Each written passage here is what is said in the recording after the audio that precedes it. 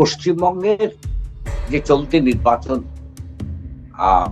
Process, তাতে আজকে একটি নতুন মাইল ফলক যুক্ত। সময় মতন ভোটটা হবে কি না সে নিয়েও বোধহয় একটা সন্দেহ উঠছে। যারা বৈধ ভোটার তারা ভোট দিতে পারবেন। তাতে দেখা যাচ্ছে 40 থেকে 45% মানুষের নাম বাদ পড়ছে। 60 লক্ষ বিচারাধীন ভোটারের নিষ্পত্তি কিন্তু এখনো সম্পূর্ণ হয়নি। সুপ্রিম কোর্ট আরো স্পষ্টভাবে জানিয়ে দিয়েছে যে নির্বাচন কমিশনের বেঁধে দেওয়া ওই 13টি নথি নয়। যে এই মন্তব্যটাকে আপনি গুরুত্বপূর্ণ বলছেন কেন, যদি একটু বিশ্লেষণ করেন।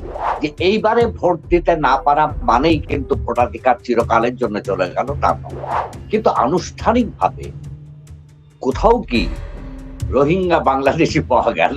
কিছুদিনের জন্য নির্বাচন পিছিয়েও দিতে পারে না, সেক্ষেত্রে কিন্তু রাষ্ট্রপতি শাসন হওয়ার কোনো সম্ভাবনা থাকবে না, যেহেতু ট্রাইব্যুনাল থেকে বিচার পেল। আর 10 লক্ষ লোক যেটা আমি একই দিনে কলকাতা হাইকোর্টে আর সুপ্রিম কোর্টে দরখাস্ত করলো যে আমাদের ইমিডিয়েটলি রায় দাও।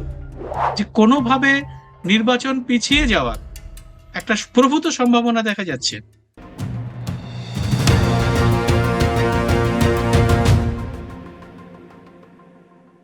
নমস্কার সবাইকে, আমাদের এই খোলা আড্ডা অনুষ্ঠানে স্বাগত। আমি সুব্রত বসু।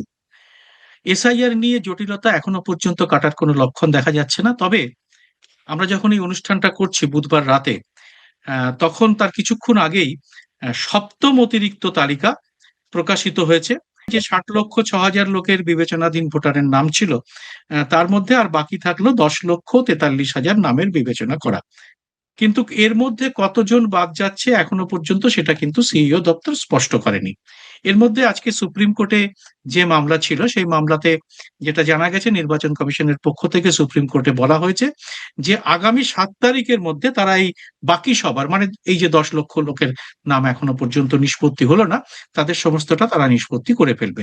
মানে আর মাত্র 6টা দিন বাকি রয়েছে, 6 দিনের মধ্যেই তারা এই 10 লক্ষটা করে ফেলতে পারবে বলে তারা সুপ্রিম কোর্টে জানিয়েছে। এইরকম একটা পরিস্থিতিতে আমরা দাঁড়িয়ে রয়েছি, এবং তারপরে যে পদ্ধতিটা রয়েছে সেটা হচ্ছে যাদের নাম বাদ গেল তাদের নামে তারা ট্রাইব্যুনালে যাওয়ার ব্যবস্থা তারা করতে পারেন। তার জন্য বিভিন্ন রাজনৈতিক দলের মধ্যেই উদ্যোগী হয়েছে, এবং সেই ট্রাইব্যুনাল এখন কোথায় হবে এখনো পর্যন্ত হয়নি। তবে শোনা যাচ্ছে যে জোকাতে 19 জন বিচারপতির নিয়ে একটি ট্রাইব্যুনাল তৈরি হচ্ছে। সেখানে সবাই ওখানে অনলাইনেও যোগাযোগ করা যাবে এবং জেলা শাসকের মাধ্যমে আসতে পারে। তা সমস্ত ব্যাপারটা কিন্তু এখনো পর্যন্ত পুরো যে খুব স্পষ্ট আমরা জানতে পাচ্ছি কতজনের নাম বাদ গেল তা নয়। তো সেই জন্য সমস্ত বিষয়টিকে নিয়ে আমরা আজকের যে অবস্থাটা, সর্বশেষ যে পরিস্থিতিটা দাঁড়িয়েছে সেটা নিয়ে বিশ্লেষণের জন্য আমরা আমাদের সঙ্গে যুক্ত হয়েছেন কাজী গোলাম গউস সিদ্দিকী। তিনি কলকাতা প্রেস ক্লাবের প্রাক্তন সম্পাদক এবং আনন্দবাজার পত্রিকায় আমার প্রাক্তন সহকর্মী। কাজীদা এর আগেও এসআইআর নিয়ে একাধিক বিশ্লেষণ আপনাদের সামনে নিয়ে এসছেন। কাজীদা, আপনাকে প্রথমেই আজকে আমাদের এই অনুষ্ঠানে আমাদের পক্ষ থেকে স্বাগত। এবং আপনি আগেও আপনার মূল্যবান বিশ্লেষণ দিয়েছেন, বহু মানুষ সেটা দেখেছেন। আজকে এখন এই যে পরিস্থিতিটা হলো, এইটা নিয়ে আপনার কি কি বিশ্লেষণ, আপনি আপনার যেটা মনে হচ্ছে আপনি যদি একটু আমাদের সামনে সেটা পরিষ্কার করে জানান। কাজীদা। সবাইকে আবার শ্রদ্ধা জানিয়ে বলছি আমি যে পশ্চিমবঙ্গের যে চলতি নির্বাচন প্রসেস, তাতে আজকে একটি নতুন মাইল ফলক যুক্ত হলো। মাইল ফলক যুক্ত হলো বলতে সুপ্রিম কোর্টের যেসব অবজারভেশন এবং যেসব মন্তব্য, তাতে করে কোনো একটা দিক যেমন খুলে যাচ্ছে, হয়তো সবাই যারা বৈধ ভোটার তারা ভোট দিতে পারবেন। আবার সময় মতন ভোটটা হবে কি না সে নিয়েও বোধহয় একটা সন্দেহ জাগছে এই জন্যেই যে বিচারপতিরা কিন্তু আজকে তাদের মন্তব্যে বলেছেন রাজীব গান্ধী মারা যাওয়ার পর ভোট পিছিয়ে দেওয়া হচ্ছে। তখন একটা অবশ্যই সারা দেশ জুড়ে আইন শৃঙ্খলা জনিত পরিস্থিতি ছিল, এবং পরিস্থিতির বিচার ছিল। কিন্তু এই ক্ষেত্রে সেটি নয়। এই ক্ষেত্রে সুপ্রিম কোর্টের বিচারপতি মাননীয় জয়মাল্য বাগচির যে মন্তব্য, তা থেকেই এই প্রশ্নটা উঠে আসছে। কারণ তিনি প্রথম থেকেই বলছেন, আজও মন্তব্য করেছেন যে কোনো একজন বৈধ ভোটার যেন ভোটাধিকার থেকে বঞ্চিত না হয়, এবং একই সঙ্গে যাতে কোনো একজন অবৈধ ভোটার ভোট দিতে না পারে। তো আমরা যে গোটা প্রসেসটার মধ্যে আছি, তাতে প্রথম দিকে যা ডিলিশন হওয়ার হয়ে গেছে, তারা অনেকেই ৬ নম্বর ফর্ম দিয়ে নাম তোলার আবেদন করেছেন। কি অবস্থায় আছে আমরা জানি না। দ্বিতীয় হচ্ছে অ্যাডজুডিকেশন বা বিচারাধীনদের কথা। প্রায় ৬০ লক্ষ মানুষ বিচারাধীন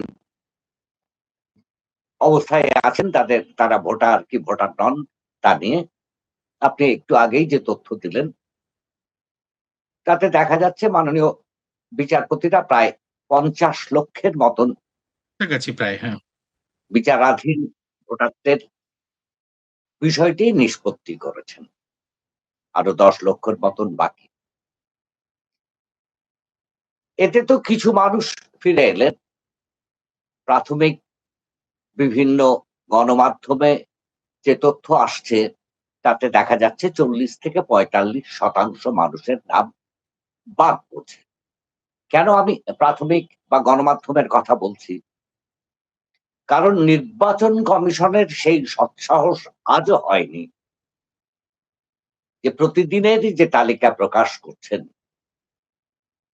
তাতে তারা বলতে পারছেন না যে কতজনের নাম বাদ পড়লো, কতজনের নাম যুক্ত। ফলে আবারও একটা ধোঁয়াশার জায়গা। দ্বিতীয়ত হচ্ছে, সুপ্রিম কোর্ট বহুদিন আগেই ট্রাইব্যুনাল গঠন করার কথা বলেছিল, কিন্তু তথাকথিতভাবে ট্রাইব্যুনাল গঠন করা হলেও আজ পর্যন্ত কিন্তু কোনো ট্রাইব্যুনাল কাজ শুরু করতে পারেনি। যদি আমরা সুপ্রিম কোর্টের এই মন্তব্যকে ধরেই নিই যে কোনো বৈধ ভোটার ভোটাধিকার থেকে বঞ্চিত হবেন না, এবং কোনো অবৈধ ভোটার তার ভোটাধিকার প্রয়োগ করতে পারবেন না, তাহলে এই ৬০ লক্ষের মধ্যে যে ৪০-৪৫% মানুষ বাদ গেলেন, মানে প্রায় ২৫ থেকে ২৬ লক্ষ হচ্ছে, ট্রাইব্যুনালে যদি যাবেন। আমি ২৫ থেকে ২৬ লক্ষ ভোটার হচ্ছে সংখ্যাটা, যদি হ্যাঁ, যদি ২৬ ৪০% লক্ষ ভোটার বাদ যায়। যে হ্যাঁ, বাদ হ্যাঁ। চলে যান, হুম। তারা ট্রাইব্যুনালে যাবেন। ৬০ লক্ষ ভোটারের নিষ্পত্তি করতে আজ ১ তারিখ হয়ে গেল। ১ জানুয়ারি, ২৮ ফেব্রুয়ারি চূড়ান্ত ভোটার তালিকা প্রকাশ হয়েছে। তারপর বিচার বিভাগীয় অফিসারদের দায়িত্ব দেয়া হচ্ছে। প্রায় ৭৫০ জন অফিসার কাজ করছে। তো ১ মাস পেরিয়ে গেল। ৬০ লক্ষ বিচারাধীন ভোটারের নিষ্পত্তি কিন্তু এখনো সম্পূর্ণ হয়নি। হয়তো ৫-৬ তারিখে হবে।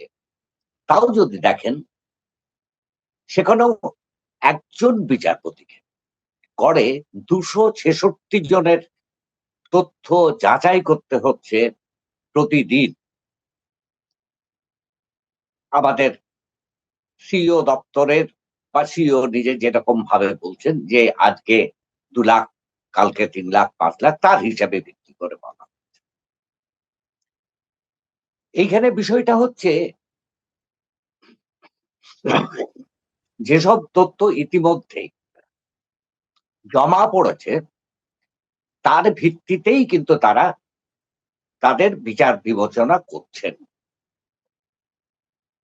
যখনই কেউ ট্রাইব্যুনালে যাবেন, সেখানে কতগুলি কথা কোর্টের দায়িত্ব আমি দেখতে পাইনি। তবে সাংসদ কল্যাণ বন্দ্যোপাধ্যায়, যিনি নিজে সুপ্রিম কোর্টে হাজির হয়েছিলেন, তিনি বলেছেন যে কোর্ট নাকি বলেছে যতজনের নাম বাদ পড়েছে, কেন তাদের নাম বিচারকরা বাদ দিলেন তার তথ্য দিতে হবে। শুধু তাই না, এই ট্রাইব্যুনালে যিনি হাজির হবেন তিনি অতিরিক্ত তথ্য দিতে পারেন। সুপ্রিম কোর্ট আরো স্পষ্টভাবে জানিয়ে দিয়েছে যে নির্বাচন কমিশনের বেঁধে দেওয়া ওই 13টি নথি নয়, সংশ্লিষ্ট ট্রাইব্যুনালের বিচারপতি যেটা মনে করবেন যে এই পদ্ধতি অনুসরণ করা যায়, এই নথি গ্রহণযোগ্য হতে পারে, তারা সেই সব নথি গ্রহণ করতে পারবেন। অর্থাৎ গুরুত্বপূর্ণ একটি এই লোক কথাটা আবেদন অত্যন্ত গুরুত্বপূর্ণ কথা বললেন যে নির্বাচন কমিশনের যে নথি তারা দিয়ে যাচাই করছিল, তার বাইরে গিয়েও বিচারকরা যদি মনে করেন তাহলে তারা সেটা গ্রহণ করতে পারেন। এটা খুব গুরুত্বপূর্ণ কথা। এবং সেই নথিগুলো আবার ট্রাইব্যুনালের বিচারপতিরা যাচাই করবেন। 60 লক্ষ বিচার করার জন্য 1 মাস 6 দিন সময় লাগলো 750 বিচারকের, কিন্তু ট্রাইব্যুনালে বিচার করবেন মাত্র 19 জন। তার ক্ষেত্রে 25 লক্ষ মানুষ এবং আনুমানিক প্রয়োজনের, সংখ্যা, যেহেতু আমরা জানি না যে কতজন, এত তো দেয়নি এখনো, এটা আনুমানিক সংখ্যা, বেশিও হতে আনুমানিক। পারে কমও হতে তো পারে। বলছি এই এই যে ট্রাইব্যুনাল মানে কিন্তু হিয়ারিং এর জায়গা আছে, আমার দাবি পেশ করার জায়গা আছে, হুম, ফলে সময় কিন্তু বেশি লাগবে। হুম। এদিকে কেউ যাতে বাদ না পড়েন তার ব্যবস্থা করতে বলা হচ্ছে। যখন এই কথা বলা হচ্ছিল নির্বাচন কমিশনের পক্ষ থেকে, তখন মন্তব্য করা হয় যে সময় কম। তখনই বলা হয় যে ট্রাইব্যুনাল অবিলম্বে কাজ শুরু করুক এবং রাজীব গান্ধীর মৃত্যুর ঘটনার সময়ের যে তথ্য, অর্থাৎ নির্বাচন পিছিয়ে দেয়া, সেই মন্তব্য তখনই এসেছিল। সেদিক থেকে আমার মনে হচ্ছে যে এই মন্তব্যটি অত্যন্ত গুরুত্বপূর্ণ। আরো একটা কথা, আমি যে কাজীদা এই আপনাকে ট্রাইব্যুনাল একটু ইন্টারাপ্ট করছি দর্শকদের বোঝার জন্য, যে এই মন্তব্যটাকে আপনি গুরুত্বপূর্ণ বলছেন কেন, যদি একটু বিশ্লেষণ করেন। কোন পর্বটাকে? এই এই যে সুপ্রিম কোর্টের এসআইআর বিচারপতিদের যে মন্তব্যটাকে আপনি খুব গুরুত্বপূর্ণ বললেন, যে রাজীব গান্ধীর ইয়ের সময় যে বলছে পিছিয়ে দেওয়া এই হয়েছে। জন্যই যে এই নির্দিষ্ট সময়ের মধ্যে 23 তারিখ প্রথম নির্বাচনের হওয়ার কথা আমাদের, সেই দিনের মধ্যে কোন রকমের কোন সম্ভাবনা দেখা যাচ্ছে না যে এত লক্ষ মানুষের আহ বিচার সম্পূর্ণ হবে। এখনো কিন্তু শেষ হয়নি 60 লক্ষ বিচারাধীনের সবটা।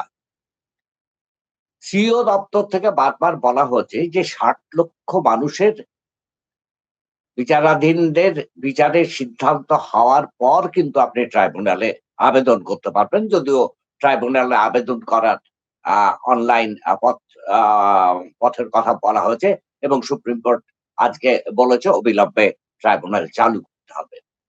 তো যদি না হয়, সেই ক্ষেত্রে যদি এই দৃষ্টান্ত রাজীব গান্ধীর দৃষ্টান্ত হয় এবং দেখা যায় যে বড় অংশের ভোটারই ট্রাইব্যুনালে নিষ্পত্তি সম্পূর্ণ করা গেল না, তখন সুপ্রিম কোর্ট কি সিদ্ধান্ত নেবেন আমার পক্ষে তো বলা সম্ভব না, কিন্তু ইঙ্গিত আমি কিন্তু কাজীদা, আমি একটা অন্যরকম। সিচুয়েশনের কথা বলছি। ধরুন ট্রাইব্যুনাল চালু হলো, দুই এক দিনের মধ্যে ট্রাইব্যুনাল চালু হয়ে গেল এবং তার মধ্যে কিছু লোকের নিষ্পত্তি হলো, যারা আবেদন করলেন, কিছু লোকের নিষ্পত্তি হলো আর কিছু লোকের নিষ্পত্তি হলো না।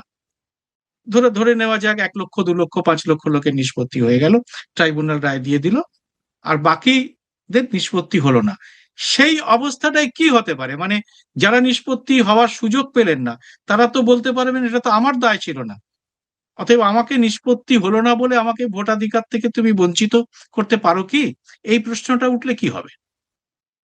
হ্যাঁ, প্রশ্নটা উঠবে। এই প্রশ্নটা সাধারণ মানুষের চেয়ে তো বড় করে সুপ্রিম কোর্টই তুলেছেন। বারবার বলছেন একজনও ভোটার, বৈধ ভোটার যেন ভোটাধিকার থেকে বঞ্চিত না হন। যদিও যদিও আজকে আবার তারা আরো একটি মন্তব্য করেছেন যে এইবারে ভোট দিতে না পারা মানেই কিন্তু ভোটাধিকার চিরকালের জন্য চলে গেল, তা নয়। এরকম একটা মন্তব্য আমি বিভিন্ন সোশ্যাল মিডিয়ায় দেখলাম, কিন্তু আমি কোনো বড় মিডিয়ায় দেখিনি। ফলে জানি না অ্যাকচুয়ালি এই মন্তব্য করেছেন কিনা। যদি করে থাকেন তাহলে আবার একটা কন্ট্রাডিকশন দেখা দেয়। দ্বিতীয় যে জিনিসটা হচ্ছে যে ইলেকশন কমিশন তো ইতিমধ্যেই 23 তারিখের যে ভোটার তালিকা হবে, গতকাল রাত্রেই তো তা ফ্রিজ করে দিয়েছেন। কিন্তু সুপ্রিম কোর্টের নির্দেশ তো ছিল যে ভোটের আগের দিন পর্যন্ত যারা বৈধ ভোটার হিসাবে বিবেচিত হবে, মানে সাপ্লিমেন্টারি লিস্টে নাম থাকবে, তারা ভোট দিতে পারবেন। সেক্ষেত্রে কিন্তু কোনো স্পষ্ট নির্দেশিকা আমার চোখে পড়ে। প্রশ্নটা হচ্ছে যদি বুথ লেভেল অফিসারের কাছে ভোটার তালিকায় আপনার নামটি না থাকে, তাহলে আপনি আইনত কোনো মতেই ভোট দিতে পারেন।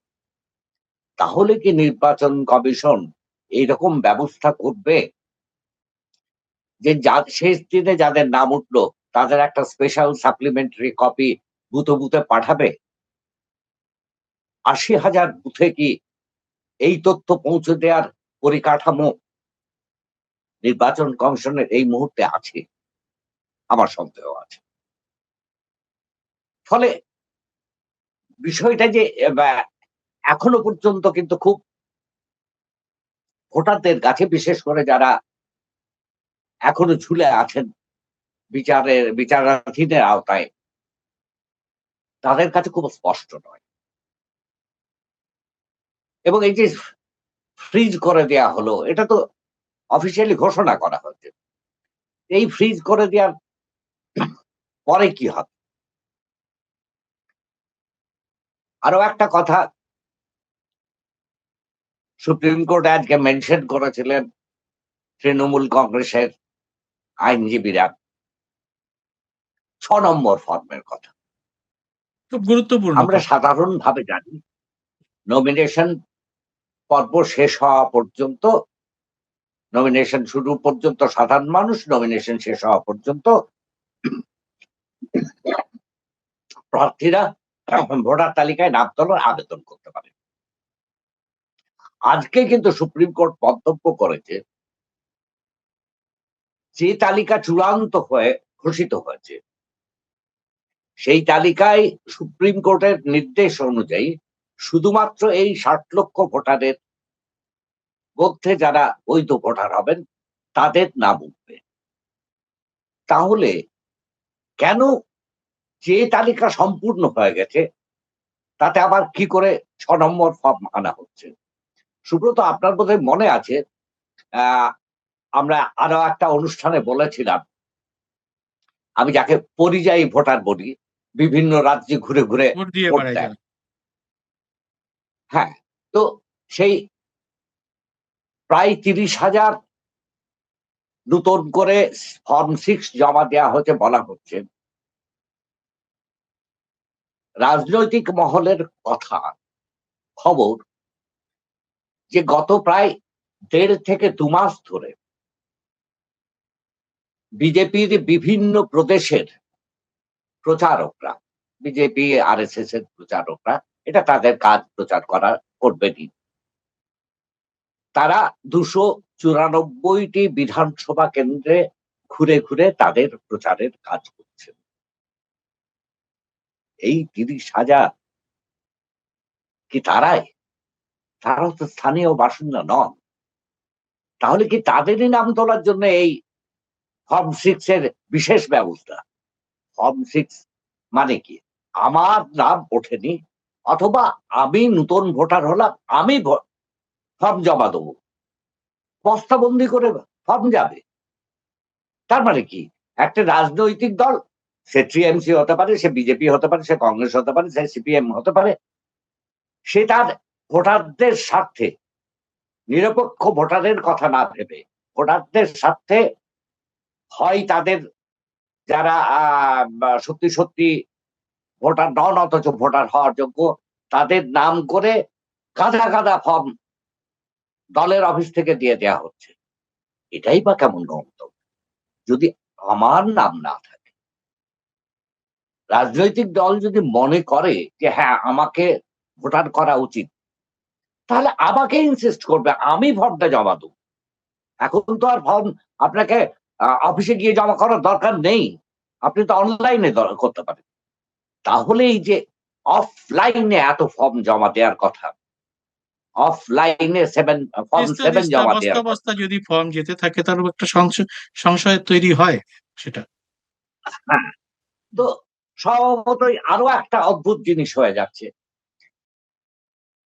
আমি বুঝতে পারছি না যে সুপ্রিম কোর্ট যা মন্তব্য করছেন, যা বলছেন, নির্বাচন কমিশন অনেকগুলোকেই বাইপাস করার চেষ্টা করছেন। আমি বলছি না তারা অস্বীকার করছেন, কারণ তার তো কোনো আইনগত বৈধতা মানে তথ্য আমার কাছে নেই।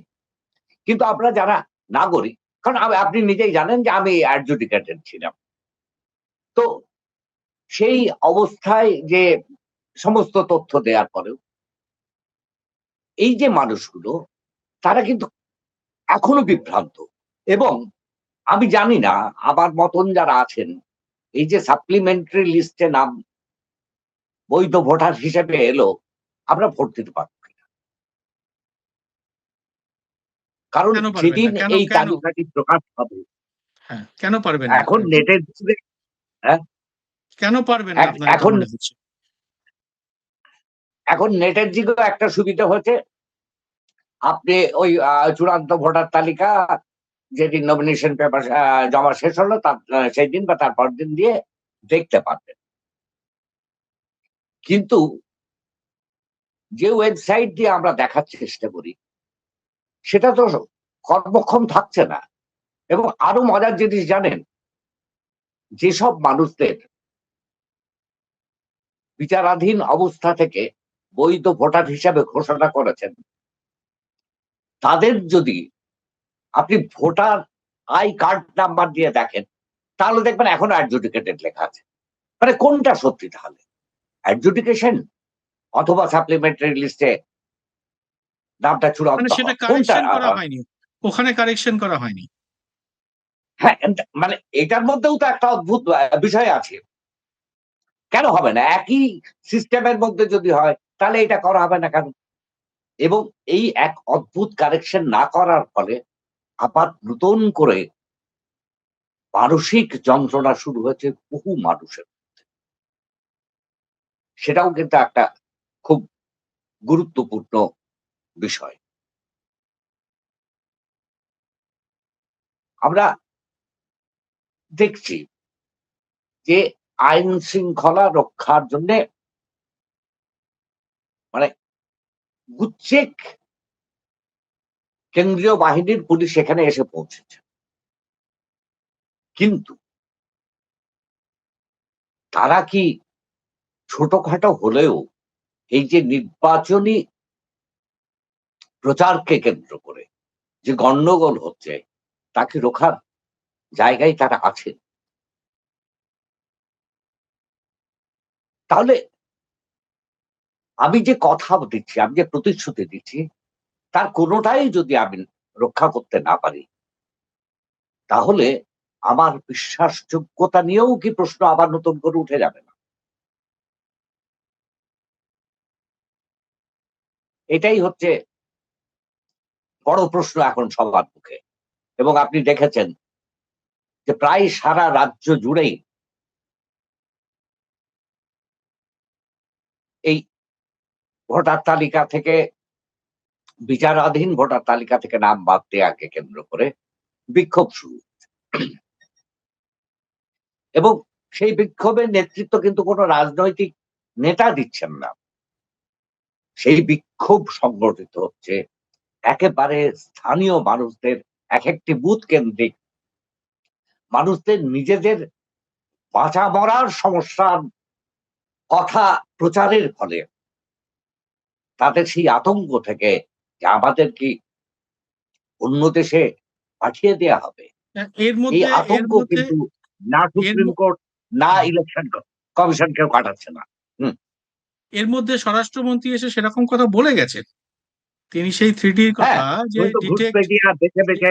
ডিটেক্ট, ডিলিট এবং তারা তাদের ডিপোর্ট, এই 3টে কথা কিন্তু তিনি এর মধ্যে আবার এসে বলেছেন, এবং আবারও বলেছেন প্রচুর পরিমাণে এখানে বাংলাদেশি অনুপ্রবেশকারী আছে, যার কোনো এখনো এবং পর্যন্ত কিন্তু। তাদের যে বিজ্ঞাপন, দলীয় বিজ্ঞাপন প্রচার, হুম, উনি মন্ত্রী হিসাবে তো ওনার দায়িত্ব অনেক বেশি, দলীয় প্রচারেও তো তাই বলা হচ্ছে। কিন্তু sorry, আমি জানি না এটা নির্বাচন কমিশনের দায়িত্বর মধ্যে পড়ে কিনা, আমার মনে হয় না পড়ে, যে কে বাংলাদেশি কে রোহিঙ্গা এটা চিহ্নিত করা। তাদের চিহ্নিত করার দায়িত্ব কে বৈধ ভোটার কে বৈধ ভোটার। কিন্তু আনুষ্ঠানিকভাবে কোথাও কি রোহিঙ্গা বাংলাদেশি পাওয়া গেল? না, সেটা সেই চিহ্নিত প্রশ্নটাও করার তো থেকে। দায়িত্ব তো ছিল স্বরাষ্ট্র মন্ত্রকেরই, কিন্তু স্বরাষ্ট্র হ্যাঁ, মন্ত্রকের কোনো হিসেবে কোনো স্পষ্ট করা নেই, বা এখন পর্যন্ত ভারতে কত অনুপ্রবেশকারী, কোটায় কোটি কোটি লক্ষ লক্ষ, কিছুই করা নেই। যা আছে তা এত যৎসামান্যর কথা বলা আছে যে সেটা ভাবলে একসময় অবাক হতে হয়, যে স্বরাষ্ট্রমন্ত্রী একরকম বলছেন, তার স্বরাষ্ট্র দপ্তরের হিসেব আর একরকম বলছে। কাজীদা। হ্যাঁ, সুব্রত, এই প্রসঙ্গে আরো একটা কথা বোধহয় না বললেই নয়। সেটা হচ্ছে যে দেখুন, ট্রাইব্যুনালের বিচারকদের বসার যে প্রাথমিক ব্যবস্থা করা হচ্ছে সেটা কিন্তু কলকাতায়।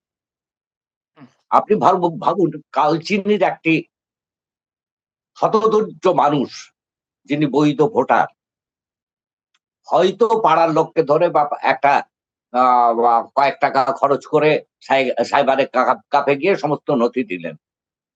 তারপর যেদিন হিয়ারিং এ ডাকবে, সে লোকটির পক্ষে নির্দিষ্ট দিনে অর্থ সংস্থান করে এসব পৌঁছানো সম্ভব হবে? কিংবা ক্যানিং এর শেষ প্রান্তের লোক? একমাত্র রাজনৈতিক দলের সাহায্য ছাড়া এটা করা সম্ভব নয়, একেবারেই সম্ভব না, অবাস্তব। কেউ যদি ভাবেন যে এই প্রত্যেকটা মানুষ কলকাতায় এসে এটা তারা নিজেরা আহ এসে ট্রাইব্যুনালে হাজির হয়ে তার নথি জমা করবেন, এটা একদম বাস্তবে অসম্ভব। এবং সেটা তো নির্বাচনী প্রচার করবে তারা, নাকি এইসব লোক আনবে? সেটাও তো একটা ব্যাপার। মানে কাকে লেভেল প্লেইং ফিল্ড দিতে চাচ্ছে ইলেকশন কমিশন? হ্যাঁ, তার মানে সেই সেটাও সময়টা তো তারা পাচ্ছে না। তারা এদিন ভোটারদের যারা বাদ নাম দিতে যুক্ত চায় করার তাদের তাদের পক্ষেই যাচ্ছে ব্যাপারটা। ঠিকই, ঠিকই। হুম, ঠিকই বলেছেন। বলুন। হ্যাঁ, আমার এই এই বিষয়টা এখন যেখানে দাঁড়িয়ে রয়েছে কাজীদা, তাতে আপনার কি মনে হচ্ছে কোথাও, আমাদের সময় প্রায় শেষ হয়ে এসেছে, আমরা খুব ছোট্ট করে আপনার কাছে শুনে নিই, যে কোনোভাবে নির্বাচন পিছিয়ে যাওয়ার একটা প্রভূত সম্ভাবনা দেখা যাচ্ছে? আহ সাধারণ অভিজ্ঞতাই বলে এটা হওয়ার কথা না। কিন্তু এই যে পিছিয়ে যাওয়ার কথাটা উঠছে, সুপ্রিম কোর্টের রাজীব গান্ধীর মৃত্যুর পরবর্তী সময়ের যে উল্লেখ করা। মন্তব্য, সেইটা, তার মানে এটা হতেও পারে যে ওই ঝিকে মেরে বউকে শেখানোর মতো, যে কমিশন বা সুপ্রিম কোর্ট ওই প্রসঙ্গটা সামনে এনে নির্বাচন কমিশনকেই একটা চাপ দিল যে তোমরা তোমাদের কাজটা সুষ্ঠুভাবে দ্রুত সম্পন্ন করো, না হলে আমরা দেখব। আরো একটা কথা মাথায় রাখতে হবে, সুপ্রিম কোর্ট কিন্তু প্রথম দিন থেকে, আজকে না, প্রথম দিন থেকে, এবং বিহারের ক্ষেত্রেও একটি কথা বারবার বলে এসছে, শেষ মুহূর্তে আমরা কিন্তু যে কোনো রকমের সিদ্ধান্ত নিতে পারি। সেই সিদ্ধান্ত আমি জানি না যদি আহ আপনার ধরুন এই 20 লক্ষ লোক যদি আমরা ধরে নিই বাদ গেছে, তার মধ্যে যদি 10 লক্ষ লোকের নাম না থাকে, তাহলে আহ সুপ্রিম কোর্ট কিছুদিনের জন্য নির্বাচন পিছিয়েও দিতে পারে। না, সেক্ষেত্রে কিন্তু রাষ্ট্রপতি শাসন হওয়ার কোনো সম্ভাবনা থাকবে না, যেহেতু সুপ্রিম কোর্টের নির্দেশে এটা পেছবে। তাই গভর্নমেন্টের মেয়াদটাও এক্সটেনশন করার ক্ষমতা সুপ্রিম কোর্টের আছে, সেটা তারা করতে পারে। যে পিছিয়ে গেল মানেই রাষ্ট্রপতি শাসন হয়ে গেল, নয়। আবার রাষ্ট্রপতি শাসন যদি সুপ্রিম কোর্ট মনে করে না রাষ্ট্রপতি শাসন করে করবে, তাহলে করতেই পারে। সেটা একটা আহ ক্ষীণ সম্ভাবনা। তবে আমার ধারণা ভোটটা সময় মতন হবে, আমার ধারণা। কিন্তু এত বেশি কিন্তু অথবা এইসব যুক্ত হয়ে যাচ্ছে পুরো নির্বাচনে, উড়িয়ে দেয়া যায় না যে সময়টা পিছিয়ে যেতে পারে। কারণ ধরুন আজকে 20 লক্ষ লোকের মধ্যে 10 লক্ষ লোক ট্রাইব্যুনাল থেকে বিচার পেল, আর 10 লক্ষ লোক যেটা আমি একই বলছিলাম। দিনে একই দিনে কলকাতা হাইকোর্টে আর সুপ্রিম কোর্টে দরখাস্ত করলো যে আমাদের ইমিডিয়েটলি রায় দাও। কি হবে? গোটা দেশ জুড়ে বিচার ব্যবস্থা একটা প্যান্ডেমোনিয়াম সৃষ্টি হবে, এবং এটা কিন্তু অসম্ভব পর্যায়ে নয়। আমি আপনাকে বলছি, বহু মানুষ, বহু স্বেচ্ছাসেবী সংগঠন, তারা কিন্তু ইতিমধ্যেই এটা নিয়ে ভাবতে শুরু করেছে যে একই সঙ্গে তারা হয় ট্রাইব্যুনাল হোক, অথবা হাইকোর্ট হোক, অথবা সুপ্রিম কোর্ট হোক, গুচ্ছ গুচ্ছ মামলা দায়ের করার কথা ভাবছে। অপেক্ষায় আছে সুপ্রিম কোর্টের চূড়ান্ত নির্দেশিকার উপরে। ধন্যবাদ কাজীদা, আপনি খুব সুন্দর আজকে তথ্য দিয়ে আমাদের এই পুরো ব্যাপারটা বিশ্লেষণ করলেন। আমার মনে হয় আপনারা যারা শুনলেন তাদেরও বিষয়টা একটু বুঝতে সুবিধে হলো। যদিও এখনো পর্যন্ত অনেক জটিলতা, জট সমস্ত কিছুই রয়েছে। অতএব এর পরবর্তী আমরা কালে যা যা নতুন নতুন সুপ্রিম কোর্টের কথা আসবে এবং যা পরিস্থিতি তৈরি হবে, এই সপ্তম তালিকার পরে অষ্টম, নবম, দশম কতগুলো তালিকা বেরোবে আমরা জানি না, তা নিয়ে আমরা আবার আপনাদের সামনে আসবো। কাজীদা, আপনাকে অনেক ধন্যবাদ, এবং আপনারা যারা এই অনুষ্ঠান দেখলেন তাদের সবাইকে ধন্যবাদ, এবং সেই সঙ্গে অনুরোধ, আপনারা অবশ্যই কমেন্ট বক্সে আপনাদের গুরুত্বপূর্ণ মতামত লিখবেন, এবং সেই সঙ্গে এই চ্যানেলটিকে সাবস্ক্রাইব করে নোটিফিকেশন বেলটি অবশ্যই চালু করে রাখবেন। কাজীদা, ধন্যবাদ আপনাদের সবাইকে, নমস্কার।